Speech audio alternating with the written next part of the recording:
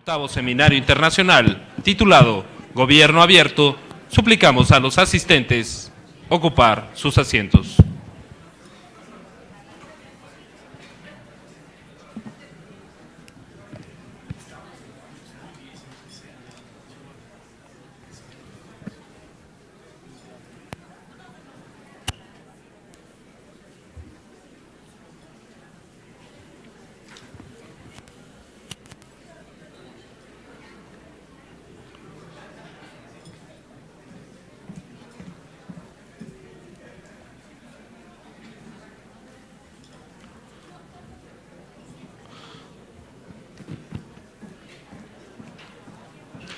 A todas y todos los presentes les damos la más cordial bienvenida.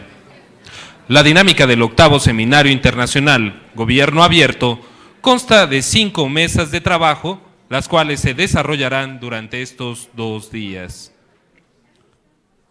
Al final de cada mesa de trabajo se abrirá un espacio de diálogo donde podrán realizar sus preguntas y comentarios a los ponentes de cada mesa. Quienes así lo prefieran, dentro del folder del seminario se incluyeron hojas para anotar sus preguntas o comentarios. Los ponentes tendrán unos minutos para contestar las preguntas. Se les suplica anotar su nombre y la pregunta con claridad para que pueda ser leída y entregada al equipo de apoyo del InfoDF. Al final de cada mesa habrá unos minutos de receso para tomar un refrigerio. Contamos con el servicio de cafetería ubicado en la entrada de este auditorio y se le dará un espacio para la comida el día de hoy aproximadamente a las 2:30 de la tarde. El material referente a este seminario será entregado al regresar el break de la comida.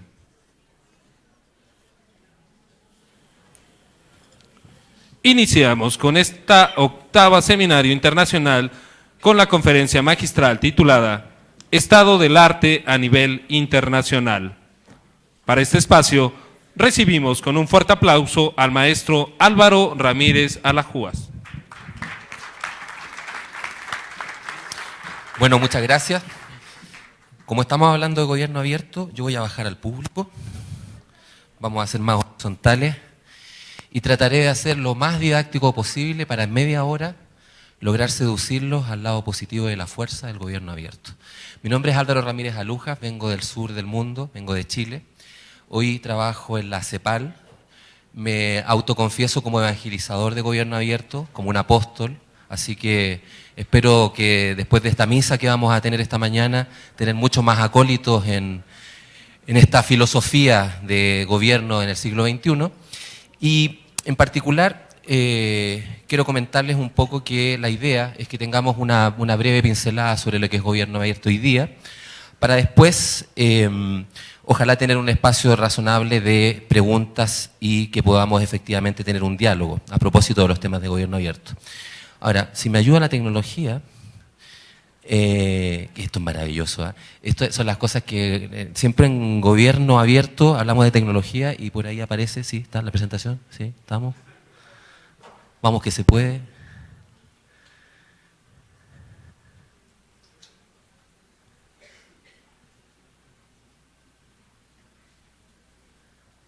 Muy bien, muchas gracias.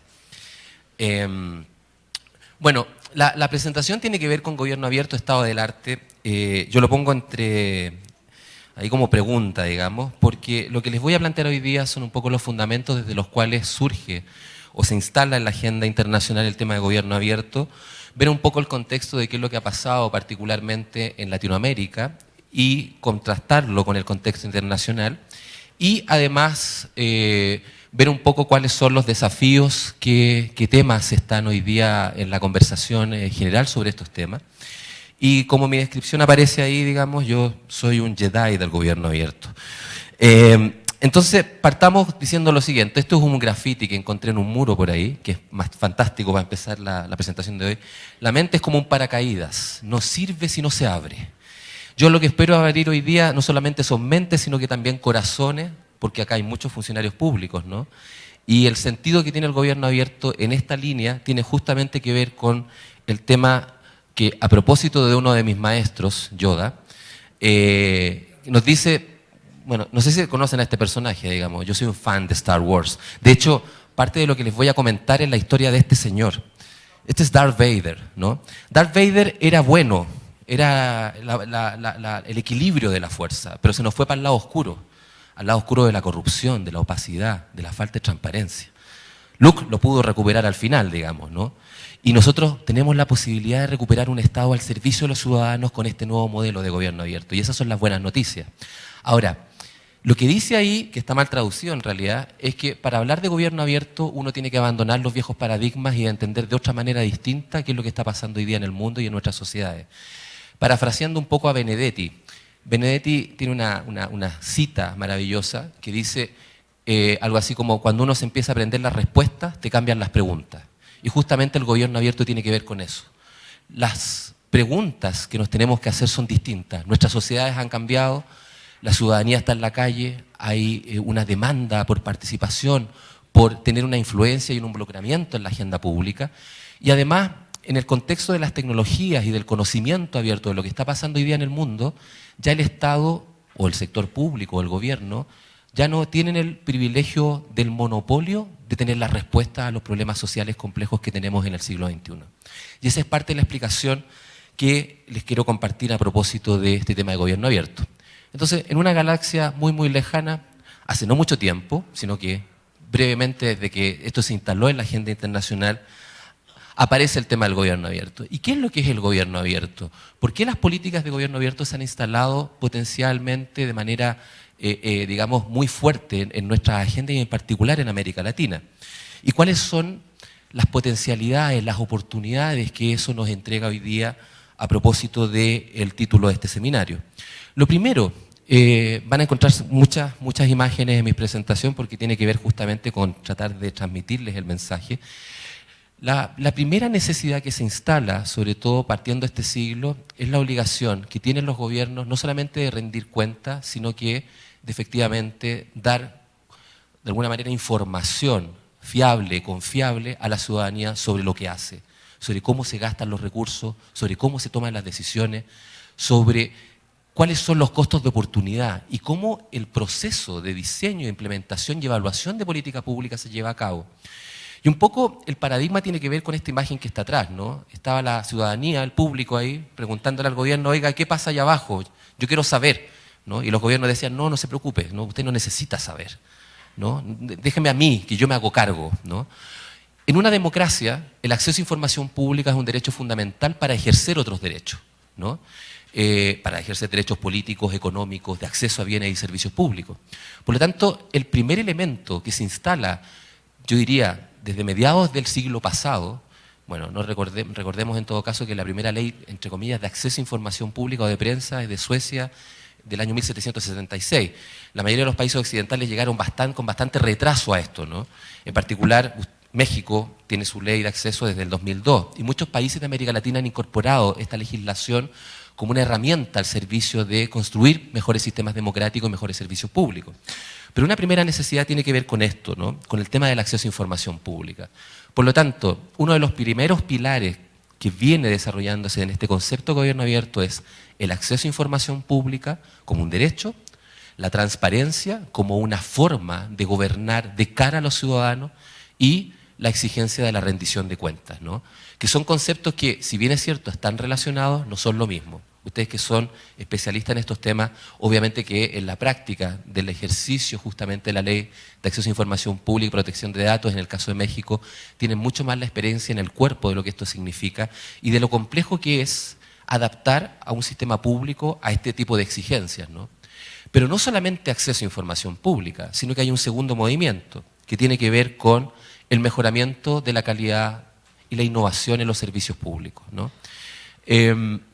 En general, cuando uno habla del sector público a los ciudadanos, lo que uno se encuentra es que el ciudadano no entiende el sector público, no lo comprende, es una caja negra, no solamente muchas veces opaca, sino que poco dialogante con la ciudadanía, ¿no? Entonces, una segunda exigencia que se instala en la agenda con mucha fuerza tiene que ver con cómo los servicios públicos logran trabajar en un diálogo más horizontal con la ciudadanía, prestarle mejores servicios, ser accesibles, dar de alguna manera tener una conversación más permanente con los actores sociales y que no ocurra lo que aparece en esta imagen, ¿no? Esta relación de asimetría entre los funcionarios o entre las administraciones públicas y los ciudadanos a los cuales se deben como poder público, ¿no?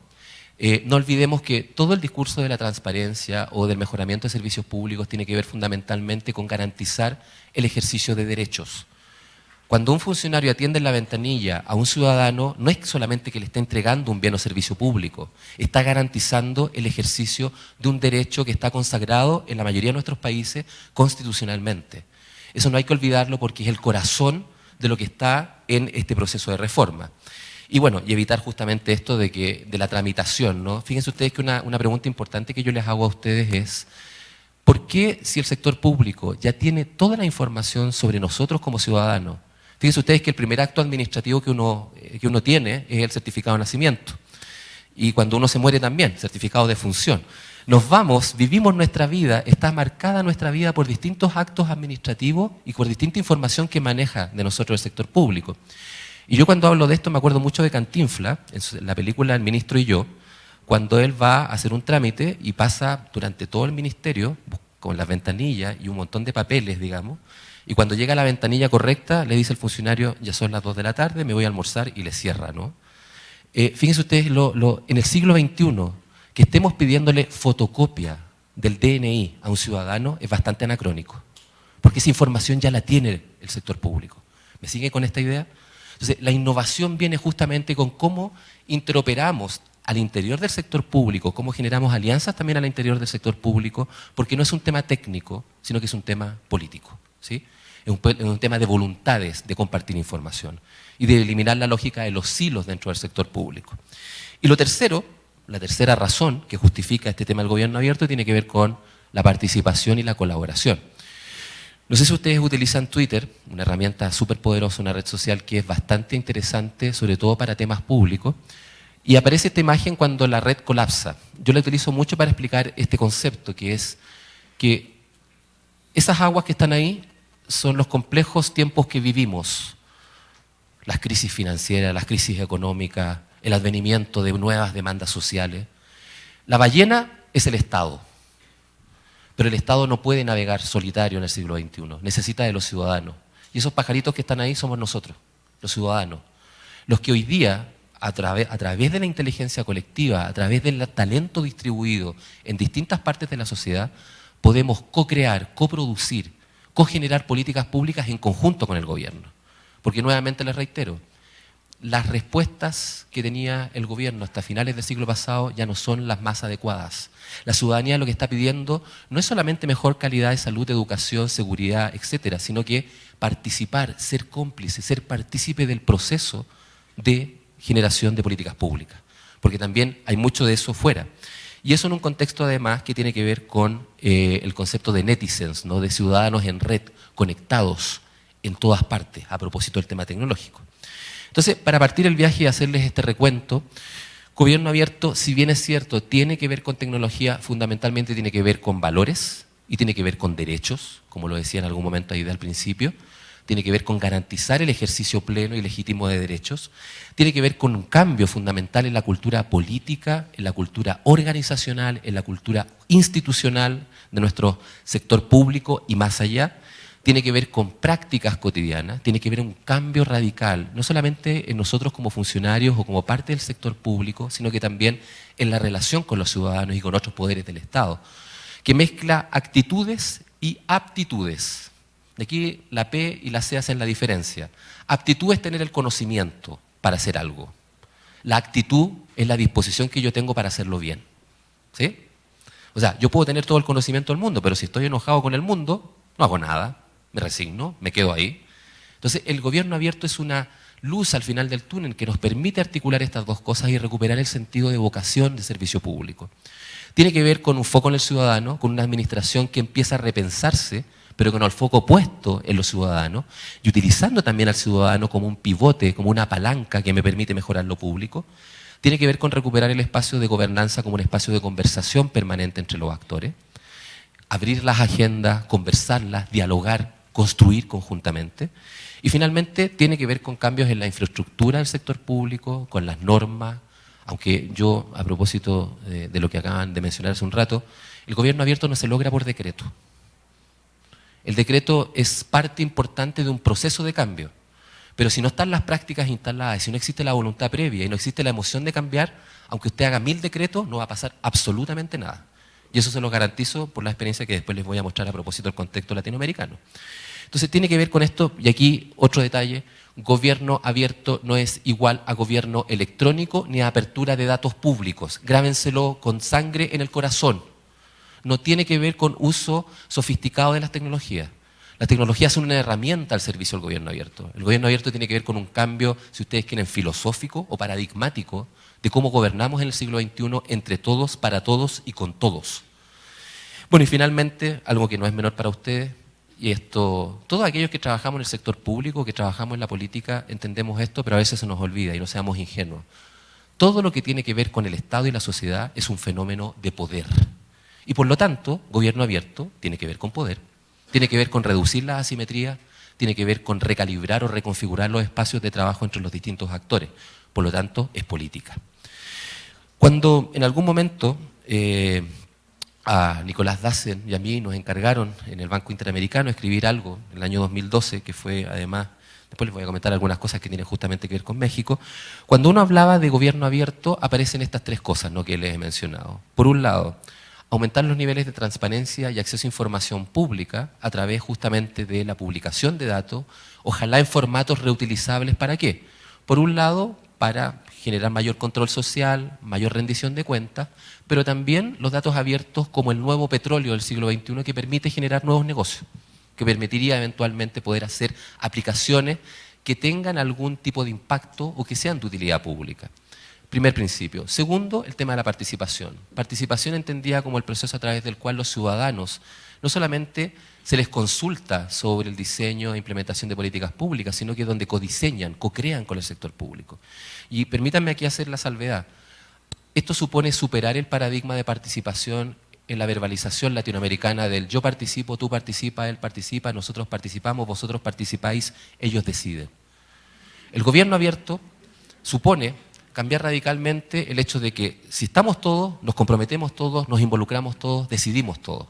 Ya no es solamente la consulta, es trabajar conjuntamente, no para el ciudadano, sino que con él, en la solución de sus problemas.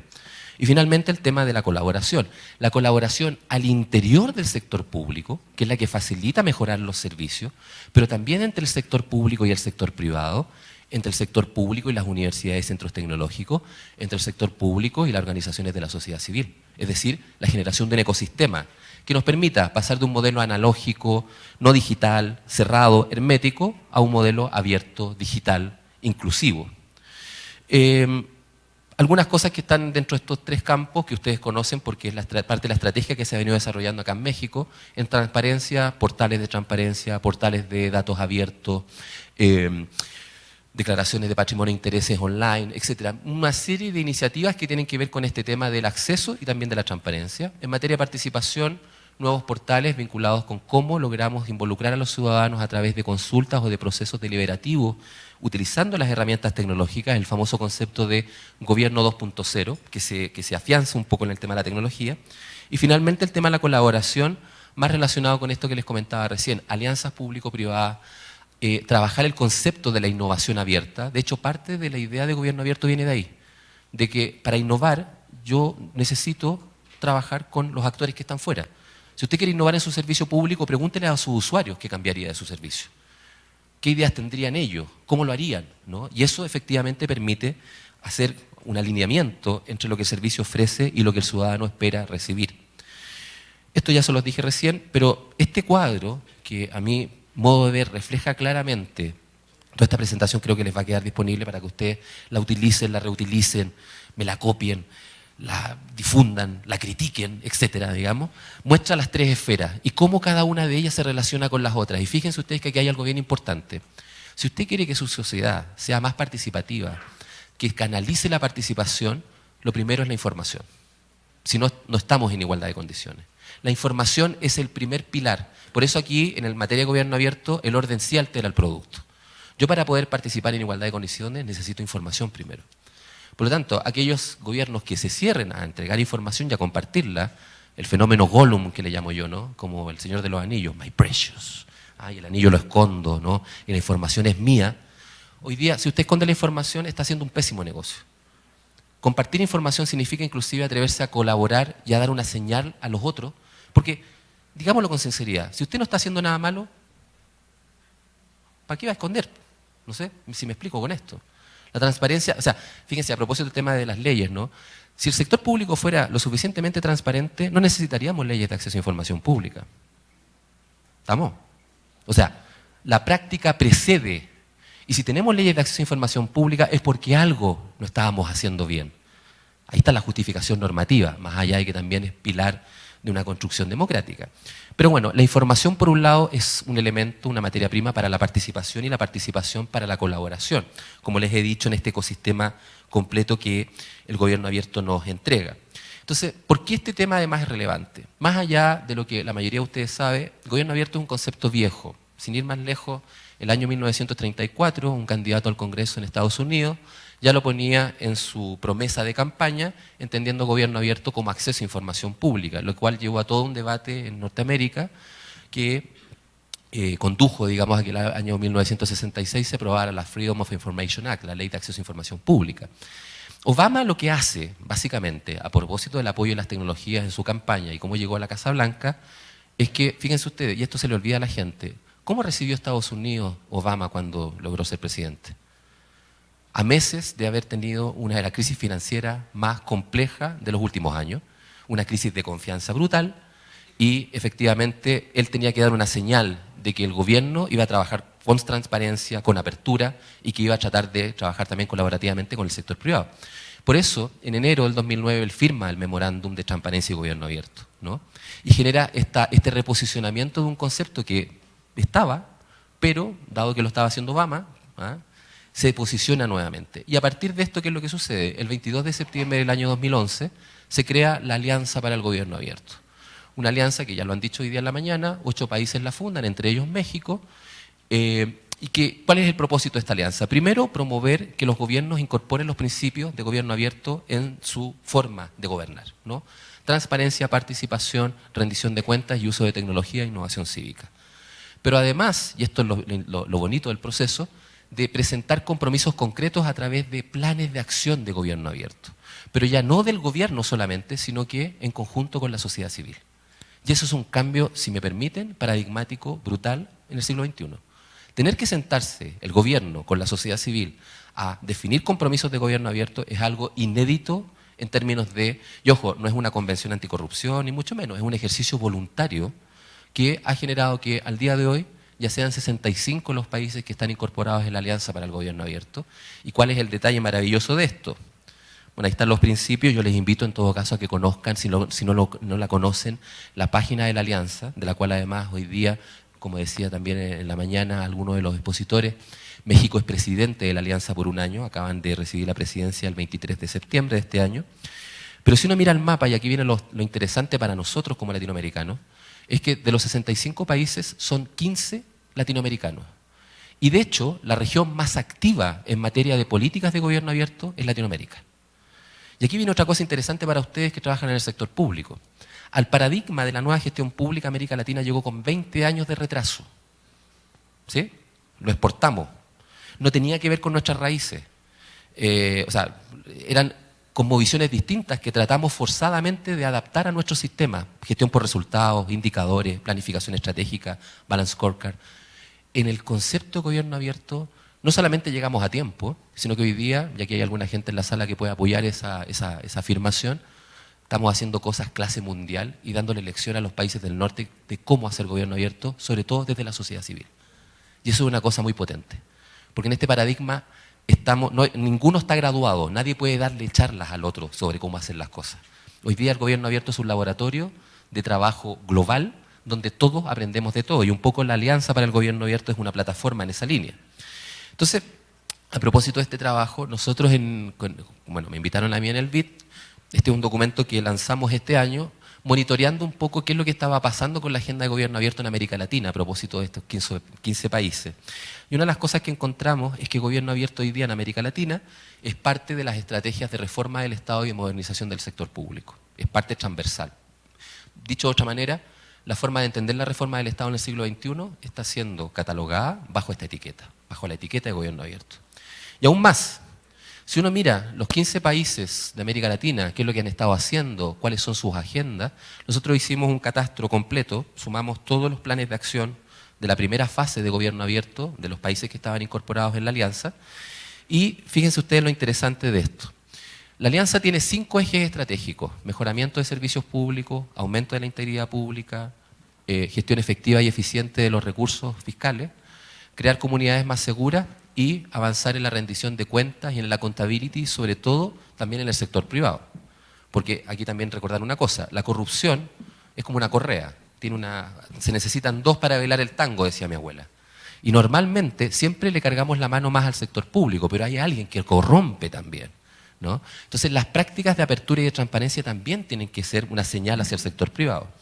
Cuando uno mire la agenda, fíjense ustedes que de los 328 compromisos totales, 177 tienen que ver con los temas de integridad en el sector público y después 75 con los temas de mejoramiento de servicios públicos.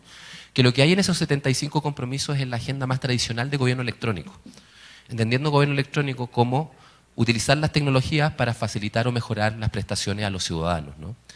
Ahora, ¿qué es lo que hay dentro de este tema de la integridad? Y aquí viene una cosa interesante, ¿ah? Y aquí ya voy a ir cerrando un poquito para que tengamos el espacio de la conversación.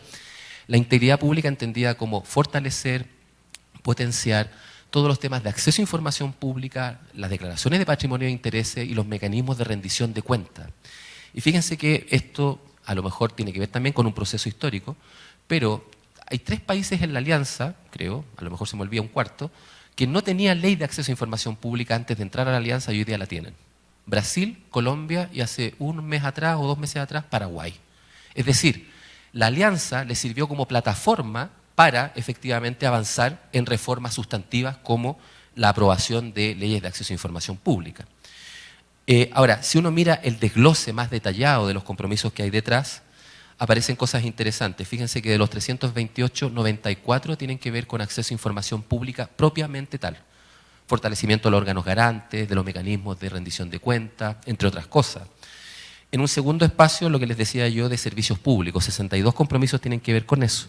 Y una de las cosas que a mí me preocupa en este proceso es que solamente, por lo menos los primeros planes de acción, solamente hay 35 compromisos vinculados con participación ciudadana, que es uno de los pilares de gobierno abierto. O sea, en el caso latinoamericano, nuestra agenda ha estado más vinculada con los temas de acceso a información pública, a propósito del órgano que cobija este seminario. Bueno, hay una comparación un poco de cómo han ido cambiando los planes, digamos, y particularmente donde está instalado hoy día. No pretendo que lea lo que está ahí porque no van a alcanzar a leerlo, pero en general la agenda de gobierno abierto en los distintos países de América Latina están instaladas en las oficinas de la presidencia o en aquellas que llevan los temas de transparencia. O como en México, que para mí es un caso muy relevante, un comité tripartito, donde está el IFAI, donde está el gobierno federal y donde está la sociedad civil. O sea, si ustedes me preguntan a mí cuál es una buena práctica a nivel regional y mundial, es lo que ha hecho México. En esta materia, digamos, de que los 3 actores sean los que monitoreen, vayan trabajando conjuntamente, que no es ojo, esa es la excepción, ¿eh?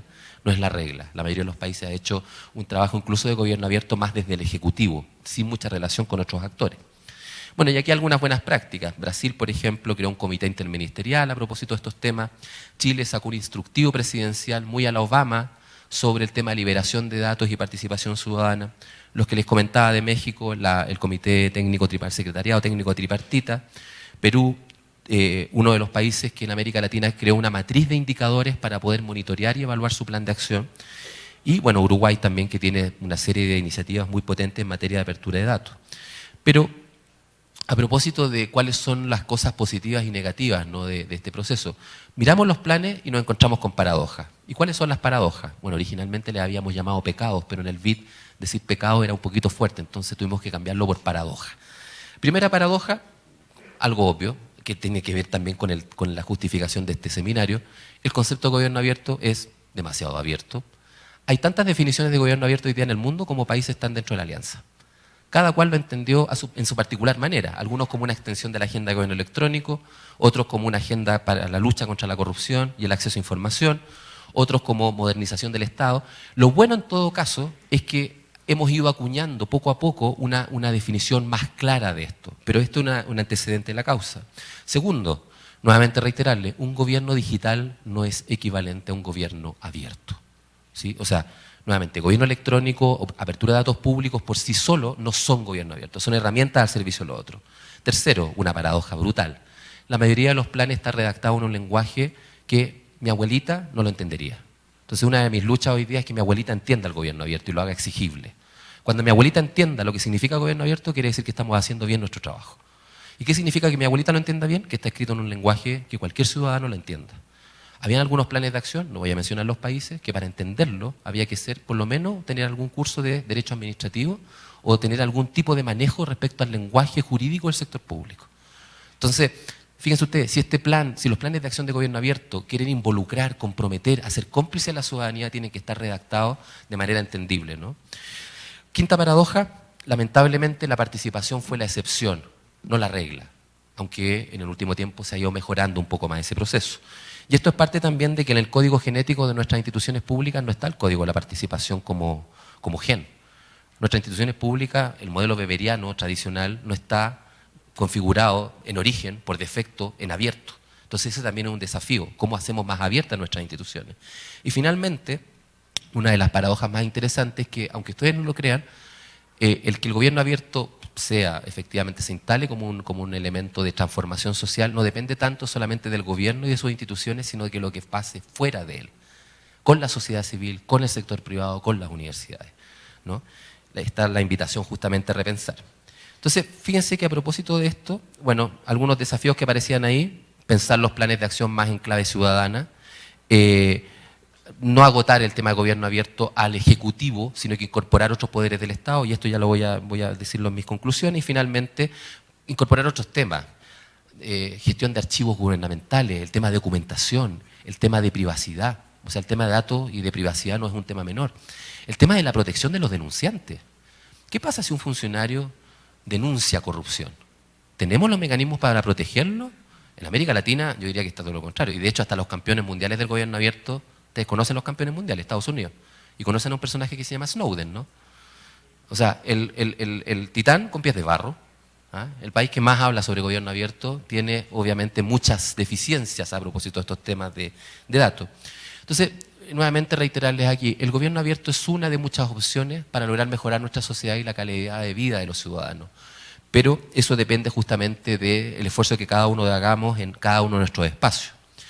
Y esto lo quise poner porque es parte del trabajo que hicimos y esto es lo que recibimos de la sociedad civil. Cuando uno le preguntaba a la sociedad civil, a los organismos de la sociedad civil en América Latina, ellos nos decían, gobierno abierto es igual a acceso a información y participación como derecho, es decir, en el piso, transparencia y rendición de cuentas como política pública y al final, datos abiertos como herramienta. No sé si me siguen esto. Este tema, fundamentalmente es un tema de derechos que se alimenta de estas otras herramientas para posibilitar el ejercicio pleno de esos derechos. Por eso los coloqué acá, porque me parece importante a propósito del debate desde la sociedad civil. Entonces, resumiendo, este tema de gobierno abierto requiere adecuar el software al hardware. Yo siempre hago esta como metáfora, ¿no? El gobierno abierto es un súper nuevo software, digamos, innovador, moderno, pero que lo estamos tratando de hacer correr en un hardware institucional obsoleto.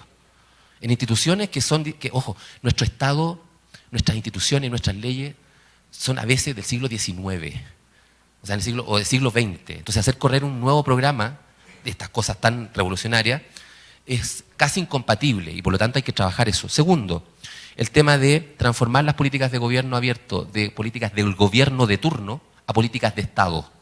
Y eso afortunadamente ha venido pasando en América Latina, en México, en Chile y en otras partes.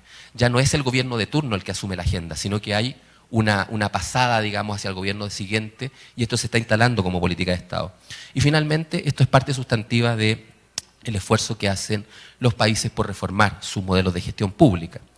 Entonces, como les decía, no es un camino, no es la meta. Y para cerrar, si uno mira el contexto internacional, esto es un reciente informe que lanzó la Alianza para el Gobierno Abierto, uno ve que estos son los temas que están hoy día en la agenda internacional. Participación pública, integridad, libertad de información, transparencia fiscal a propósito de la apertura del presupuesto. ¿Qué más anacrónico, o sea, qué más complejo que un ciudadano entienda el presupuesto, ¿no? ¿Alguno de ustedes entiende el presupuesto de su país? Yo la verdad es que todavía trato de entenderlo y me es complejo hacerlo, ¿no? Es tratar de transformarlo en algo entendible, algo que sea, entre comillas, legible por los ciudadanos. Servicios públicos, transparencia en las industrias extractivas y el tema de datos abiertos. Y fíjense que cuando uno hace, hoy día, esta es una muestra de los 48 nuevos planes de acción presentados, entre ellos hay 4 planes de América Latina.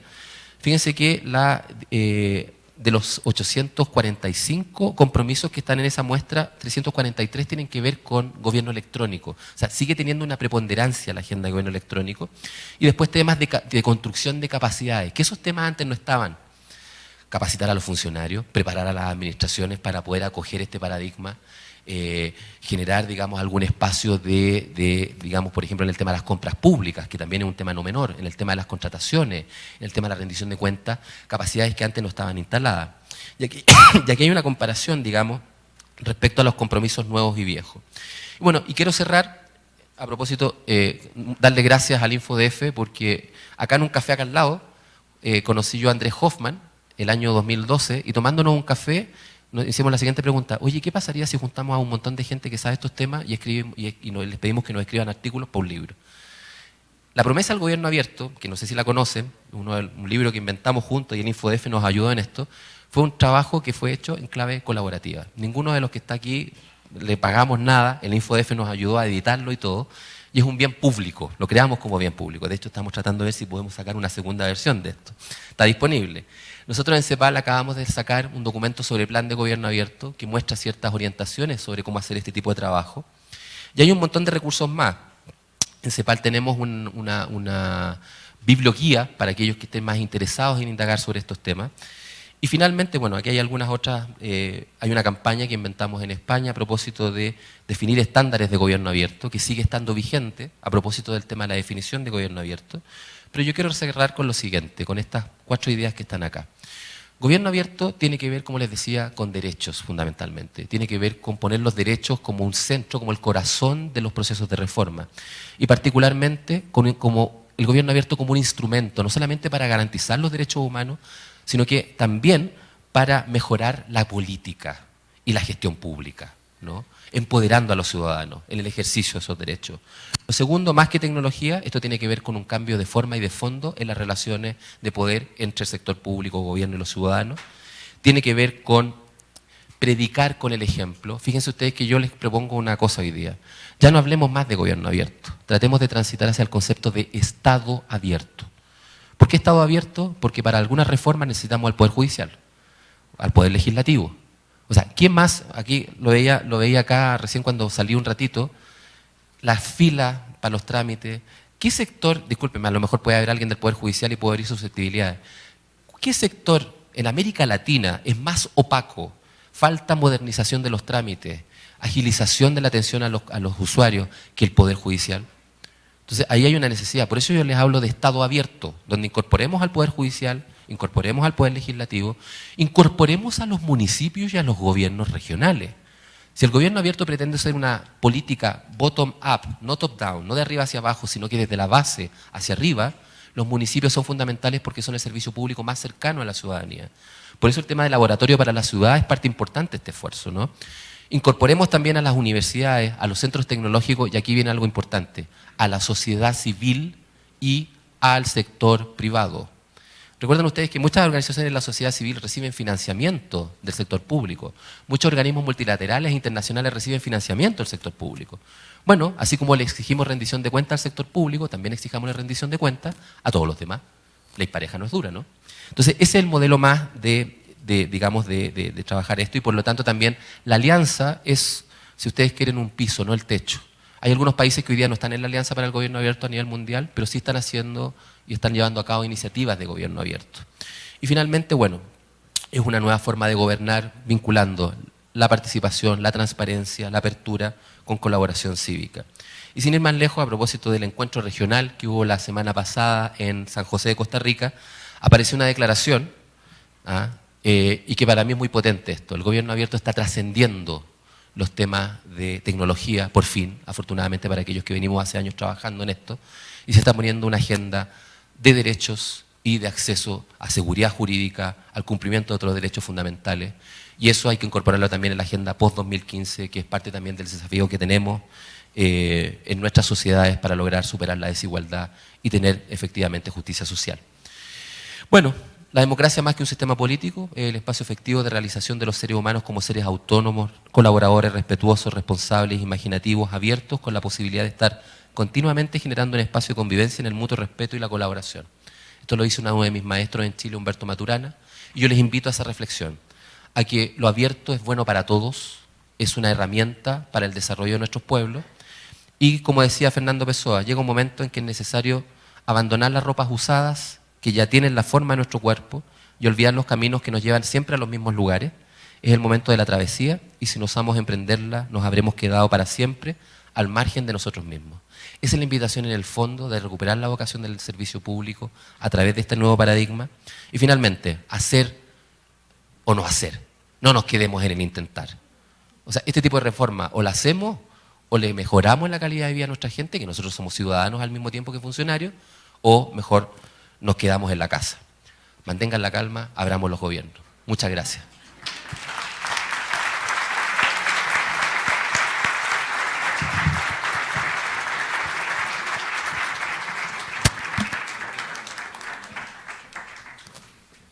Ahora, le cedemos la palabra a las personalidades que comentarán esta conferencia magistral. La maestra Aide Pérez Garrido, coordinadora de Transparencia y Rendición de Cuentas, Fundar, y el comisionado ciudadano del InfoDF, licenciado David Mondragón Centeno. Muchas gracias, Álvaro. Muchísimas gracias por la conversación.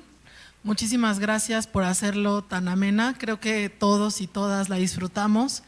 Y me parece que con esto empezamos de verdad de muy buena manera el seminario, con el tono con el que lo hablamos, con el que lo visualizamos.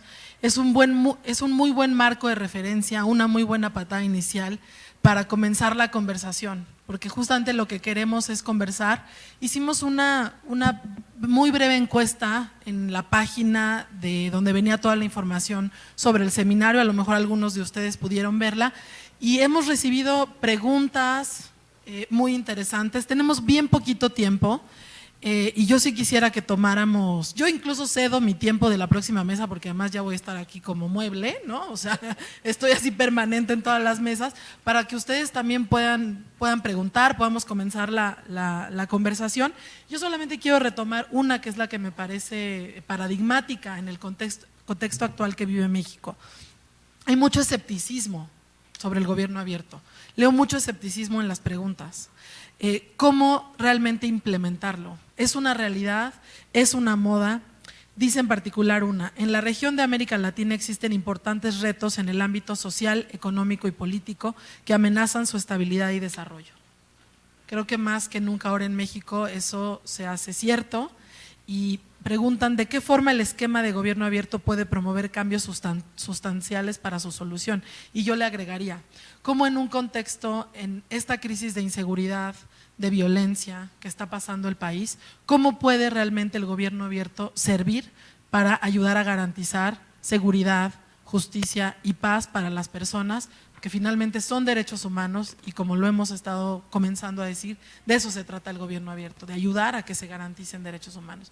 Esa sería la pregunta que yo rescataría y no sé si pudiéramos tomar algunas, si alguien tiene comentarios, preguntas.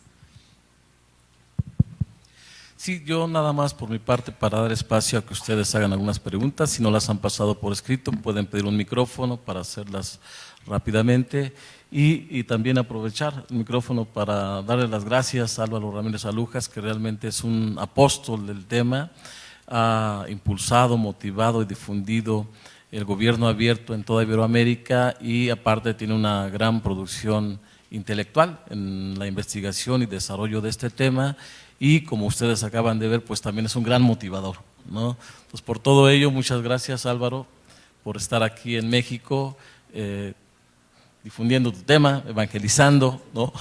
Evangelizando sobre el tema y pues pasamos a las preguntas que ustedes tengan, si alguien tiene alguna pregunta y si no, bueno, tendría más tiempo aquí Álvaro para responder los cuestionamientos de Aide.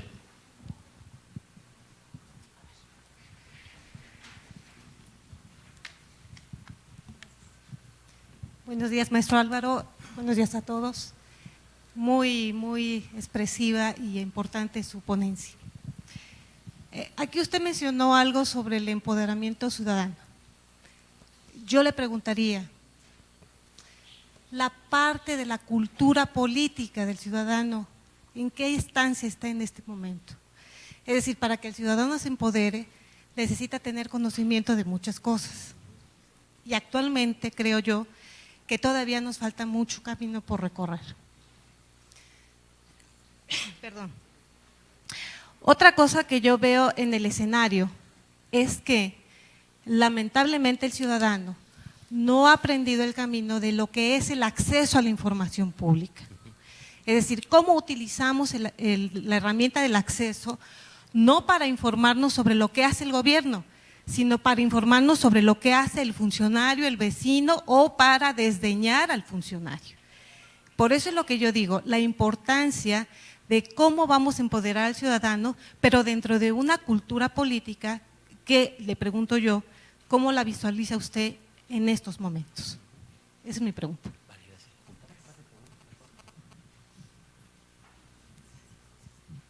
Vamos a juntar un par de preguntas para por ahí atrás. ¿Me prestas esto? Buenos días, mi nombre es Andrés Israel. Agradezco mucho la conferencia, fue bastante clara y amena.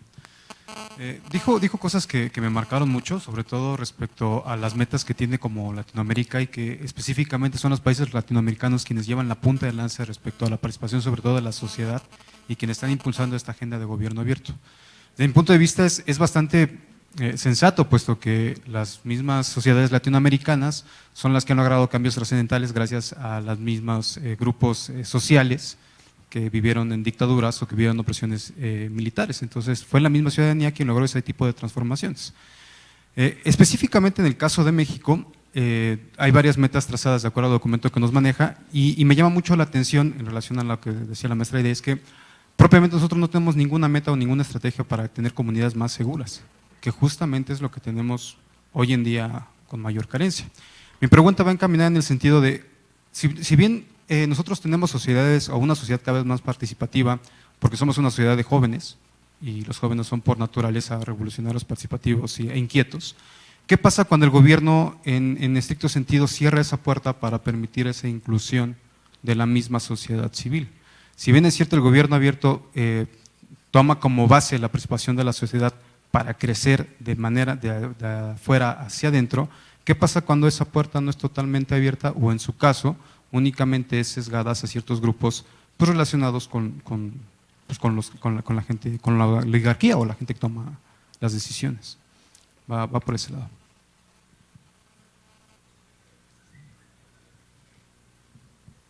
Bueno, si no, por ahí les pueden surgir otras en la medida que les pueda responder. A ver, lo primero, decirles y con toda sinceridad, más que mi trabajo académico, yo soy un activista encubierto de académico. Ya lo notaron ya, ¿no? Yo utilizo hoy día mucho de mi capital, digamos, intelectual para conversar muchas veces con personas en distintas partes de América Latina y conversar de tú a tú, digamos, respecto, porque trabajar gobierno abierto es así, de tú a tú, yo no lo entiendo de otra manera, ¿no? Entonces, en el sentido de lo que planteaba primero Aide, efectivamente yo soy un optimista moderado, digamos, ¿no? en esta agenda, pero básicamente, o sea, también tengo mi grado de escepticismo fundamentalmente porque nuestra clase política, a ver, digámoslo también con honestidad, yo soy medio lengua larga, digamos, ¿no? Los políticos se están comprando bastante rápido esto. O sea, el sello gobierno abierto es algo, lo conversábamos en Costa Rica y con alguna gente que está acá, puede ser una etiqueta muchas veces vacía, ¿no? Sin sustancia, y que es fácil colocársela. Ahora, ¿qué es lo que está pasando? Y ese es por lo menos mi tesis. Se la están comprando fácil, pero están empezando a pasar cosas debajo del iceberg, ¿no? Y yo creo que el gobierno abierto puede ser, entre nosotros, una especie de caballo de Troya, ¿sí? Empezamos a hacer pequeñas reformas poco a poco, en algunos casos más sustantivas, como estas leyes de acceso a información pública en algunos países de América Latina, pero esto va a ir penetrando poco a poco en el sector público. Y aquí los principales, digamos, viabilizadores de este proceso son fundamentalmente los funcionarios, además. Yo asigno un rol fundamental a comprender lo que hay detrás de esto, ¿no? Y claro, hay una distancia no menor, una brecha entre lo que el político entiende y lo que efectivamente está pasando, porque cuando uno implementa una ley de acceso a información pública, quienes se llevan la peor parte son siempre los funcionarios, los que muchas veces son los incomprendidos, los que están en el delivering, los que muchas veces se sienten impotentes de poderle entregar una respuesta. Pero también, digámoslo con sinceridad, aquellos que muchas veces prefieren la comodidad de, pero si siempre se ha hecho así acá en la administración pública, ¿no? ¿Para qué vamos a cambiar? ¿No? Entonces, hay bastantes paradigmas que cambiar. Ahora, en general, yo soy optimista en esto porque creo que no solamente está sucediendo, bueno, la misma alianza es una demostración, y lo de Costa Rica también fue un reflejo de eso, muy fuerte para aquellos que estuvimos ahí, donde vimos un trabajo horizontal entre quienes estaban. Ahora, a mí me faltan más políticos, me faltan más tomadores de decisión en este tipo de espacios. Pero tarde o temprano, creo yo, esto va a ser, hoy día es la excepción, hoy día es lo que está en el margen. Creo que en un par de años más va a ser la regla. De hecho, yo tengo ciertas tesis que tienen que ver con que, por ejemplo, a propósito de los partidos políticos están perdiendo gran terreno con lo que está pasando en estos primeros años del siglo XXI. Fíjense ustedes que la tarea de los partidos políticos, por lo menos en ciencia política, son dos: acceder al poder y servir de dinamizador que transforma demandas sociales en políticas públicas a través de acceder al poder. Por lo tanto, la democracia representativa como sistema político tiene que ver con eso, con que como somos tantos en nuestros países, no podemos juntarnos todos para decidir qué es lo que vamos a hacer y por lo tanto somos representantes. Bueno, con las tecnologías y con lo que está pasando a propósito de innovación cívica, nos podemos saltar al mensajero. Y hay casos paradigmáticos como Islandia. Islandia en el año 2012 modificó su constitución política a través de un proceso de crowdsourcing, de un proceso de construcción colaborativa. Claro, es un país chiquitito, 386.000 habitantes, todo lo que ustedes quieran, pero es una muestra de del potencial que esto tiene cuando la ciudadanía comienza a despertar. Soy 132, los movimientos de los estudiantes en Chile, los indignados, fíjense ustedes, los indignados en España, el 15M, que los dos partidos ninguneaban hasta hace 6 meses atrás, hoy día están asustadísimos porque surgió una cosa que se llama Podemos y logró poner a 4 eurodiputados en el Congreso Europeo. O sea, este fenómeno llegó para quedarse. Yo no tengo una bola de cristal para saber qué es lo que va a pasar en el futuro, pero soy optimista respecto a ese proceso. Ahora, ligando ese tema a propósito también de la conciencia que tenemos nosotros como ciudadanos, yo creo que lo que nos falta es primero recuperar el espacio de educación cívica en nuestra educación pública.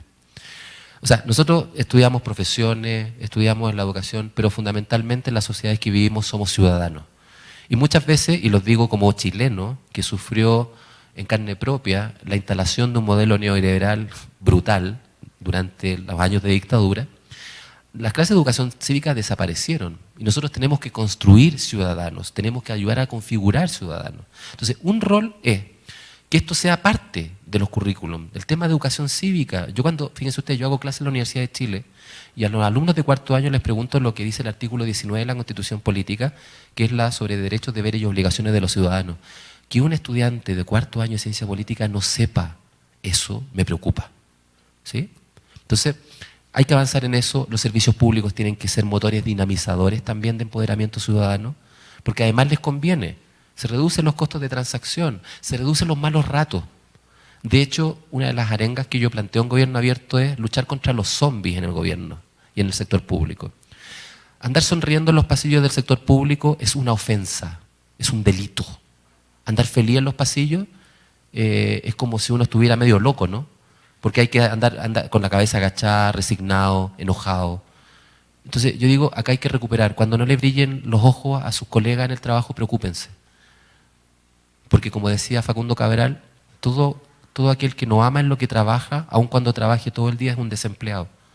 Y fíjense ustedes que el rol nuestro es súper importante.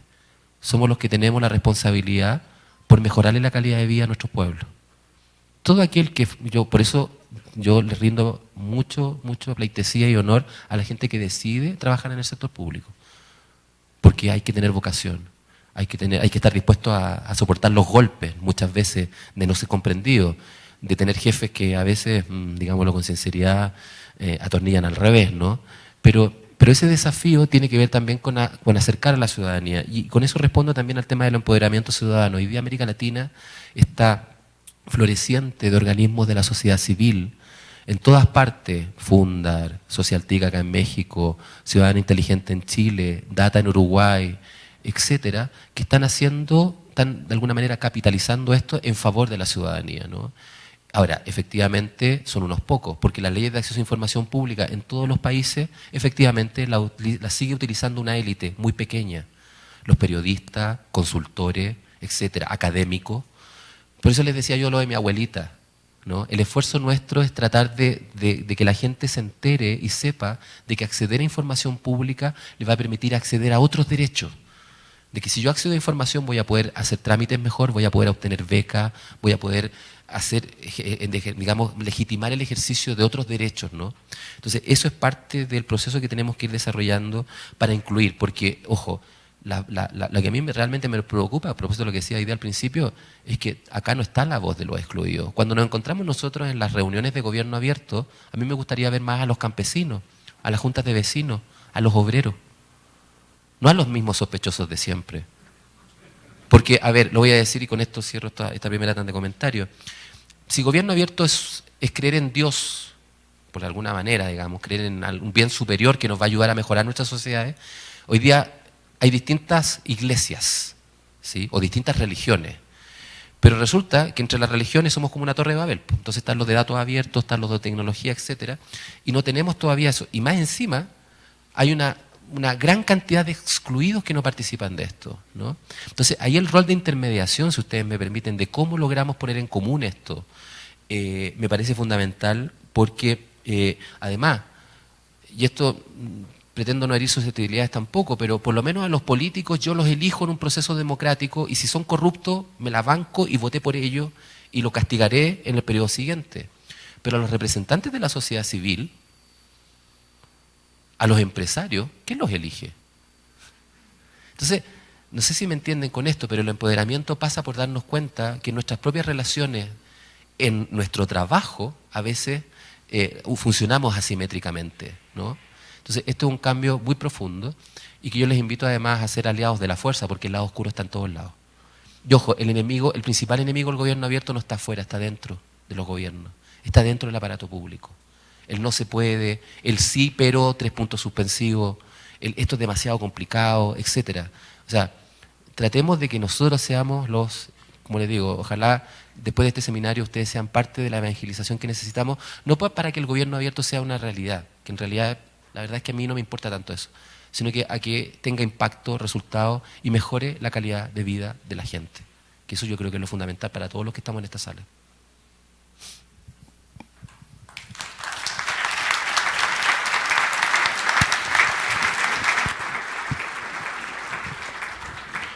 Le damos las gracias al maestro Álvaro Ramírez Alujas por haber participado en este evento organizado por el InfoDF. A continuación, recibirá el reconocimiento a su participación en este 8º seminario internacional titulado Gobierno Abierto, a manos de la maestra Aide Pérez Garrido, coordinadora de Transparencia y Rendición de Cuentas, Fundar.